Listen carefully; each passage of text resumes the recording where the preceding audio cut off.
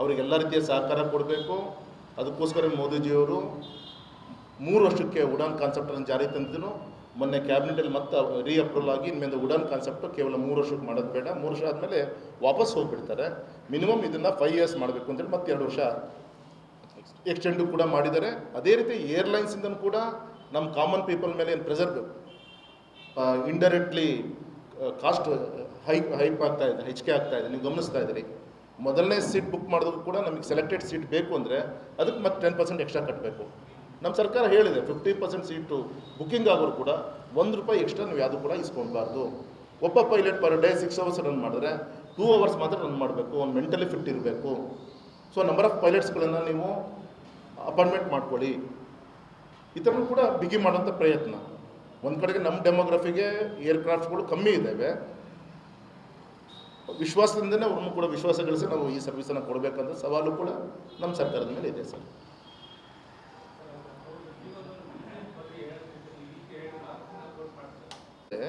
ಯಾವಾಗಲೂ rainy season ಹತ್ರ ಬಂದಂಗೆ number of times flight take off ಆಗುತ್ತೆ, ಅರ್ಧಕ್ಕೆ ವಾಪಸ್ ಹೋಗಿದ್ದು, ಮೇಲೆ 8 ರೌಂಡ್ ಹಾಕಿ ವಾಪಸ್ ಹೋಗಿದ್ದು, ಈ ಥರ ಲಾಸಸ್ ತುಂಬ ಆಗ್ತಾಯಿದೆ.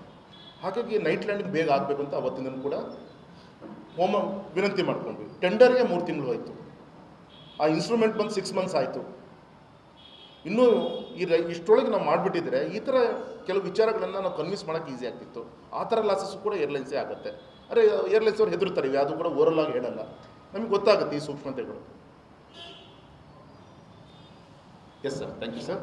ನಮ್ಮ ಜಿಲ್ಲಾಧ್ಯಕ್ಷರು ತಮ್ಮ ಉದ್ದೇಶ ಇಶ್ಯೂನೇ ಬೇರೆ, ಬೆಳೆ ವಿಮೆ ವಿಚಾರನೇ ಬೇರೆ. ನಾನು ಹೇಳ್ತಾ ಇರೋದು ಬೆಳೆ ವಿಮೆ ವಿಚಾರದಲ್ಲಿ ಟರ್ಮ್ ಶೀಟ್ ಏನಿದೆ, ಮಾನದಂಡಗಳೇನಿದೆ, ಅದನ್ನು ಪ್ರಿಪೇರ್ ಮಾಡುವಂಥ ಅಧಿಕಾರ ನಮ್ಮ ರಾಜ್ಯ ಸರ್ಕಾರದ, ನಮ್ಮ ಜಿಲ್ಲಾ ಮಟ್ಟದ ಅಧಿಕಾರಿಗಳಿಗೆ, ನಮ್ಮ ಜಿಲ್ಲಾಧಿಕಾರಿಗಳಿಗೆ ಇರುತ್ತೆ.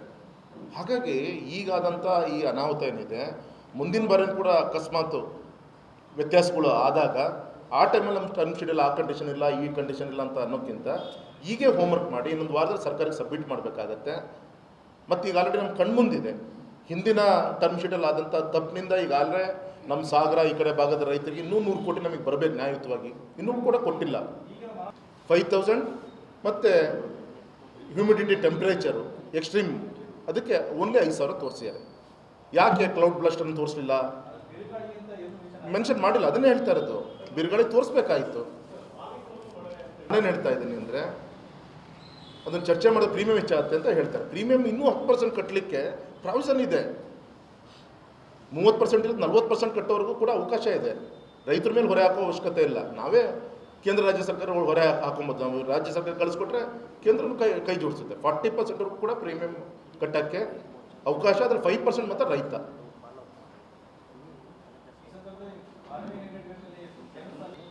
ಈ ಥರ ಬಂದಾಗ ಟೋಟಲ್ ಇಡೀ ದೇಶಕ್ಕೆ ಒಂದು ನಾರ್ಮ್ಸನ್ನು ಮೇಂಟೈನ್ ಮಾಡಿದೆ. ಅದು ಈ ಥರ ಕೈ ಮೀರಿದಾಗ ನಮ್ಮ ರಾಜ್ಯ ಆಡಳಿತ ಮಾಡಿದಂಥ ಅನೇಕ ಮುಖ್ಯಮಂತ್ರಿಗಳು ಆ ಸಂದರ್ಭದಲ್ಲಿ ನಿಲುವನ್ನು ತೆಗೆದುಕೊಂಡಿದ್ದಾರೆ. ಅದು ನಮ್ಮ ಕಣ್ಮುಂದೆ ಉದಾಹರಣೆಗಳಿದೆ. ಹಾಗಾಗಿ ಈ ಸಂದರ್ಭದಲ್ಲಿ ನಾನು ರಾಜ್ಯ ಸರ್ಕಾರಕ್ಕೆ ನಾವು ವಿನಂತಿ ಮಾಡ್ಕೊಳೋದು, ಕೇಂದ್ರದ ಇಷ್ಟು ಕೈ ಜೋಡಿಸೋಂಥ ಪ್ರಯತ್ನ ಮಾಡಿದೆ. ಇದಕ್ಕಿನ್ನು ಉಳಿದಂಥದ್ದನ್ನು ಕೈ ಜೋಡಿಸೋಂಥ ಪ್ರಯತ್ನ ಮಾಡಬೇಕು ಅಂತ ನಾನು ಒತ್ತಾಯನ ಮಾಡ್ತೀನಿ ಸರ್.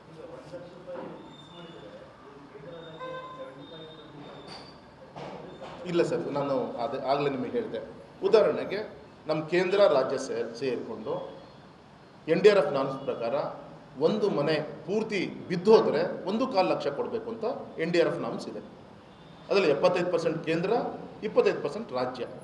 ನಿಮ್ಮ ಯಡಿಯೂರಪ್ಪನವ್ರು ಏನು ಮಾಡಿದ್ರು, ಇದು ಇವತ್ತಿನ ಪ್ರಾಕ್ಟಿಕಲ್ ಆಗಿ ಇವತ್ತಿನ ಜನರಿಗೆ ನ್ಯಾಯ ಸಿಗಲ್ಲ ಅಂಥೇಳಿ ಯಡಿಯೂರಪ್ಪನವ್ರು 3.25 ಲಕ್ಷ ಮತ್ತೆ ಸೇರಿಸಿದ್ರು. ರಾಜ್ಯ ಸರ್ಕಾರದಲ್ಲಿ ಪೂರ್ತಿ ಸೇರಿಸಿದ್ರು. 5 ಲಕ್ಷ ರೂಪಾಯಿ ಮಾಡಿದ್ರಪ್ಪ, 5 ಲಕ್ಷ ರೂಪಾಯಿ ಮಾಡಿದ್ರು. ಆ ರೀತಿ ನಾನು ಹೇಳ್ತೇನೆ. ಉದಾಹರಣೆಗೆ ಮೊನ್ನೆ ಕೋಲಾರಲ್ಲಿ ಮಾವಿನ ಪೂರ್ತಿ ಹೋಗಿದ್ದಕ್ಕೆ ಪರ್ ಏಕರ್ 1 ಲಕ್ಷ ಕೊಟ್ಟಿದ್ದು ಉದಾಹರಣೆ ನನಗೆ ಗೊತ್ತಿದೆ.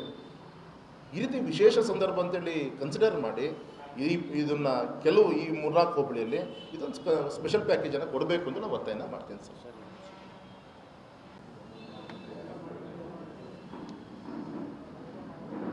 ಅಭಿಮಾನೋತ್ಸವಕ್ಕೆ ಜಯವಾಗಲಿ. BSY ಅಭಿಮಾನೋತ್ಸವಕ್ಕೆ ಜಯವಾಗಲಿ. ಉತ್ಸವಕ್ಕೆ ಜಯವಾಗಲಿ. ಮಾನ್ಯ BS ಯಡಿಯೂರಪ್ಪನವರಿಗೆ ಜಯವಾಗಲಿ. ಭಾರತ್ ಮಾತಾ ಕಿ ಜೈ.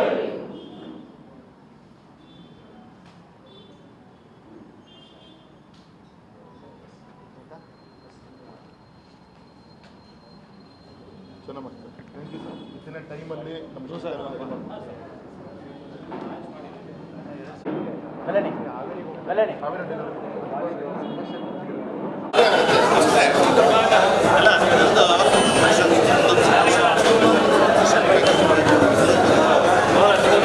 ಸಿಎಂ ಭೇಟಿ ಮಾಡಿ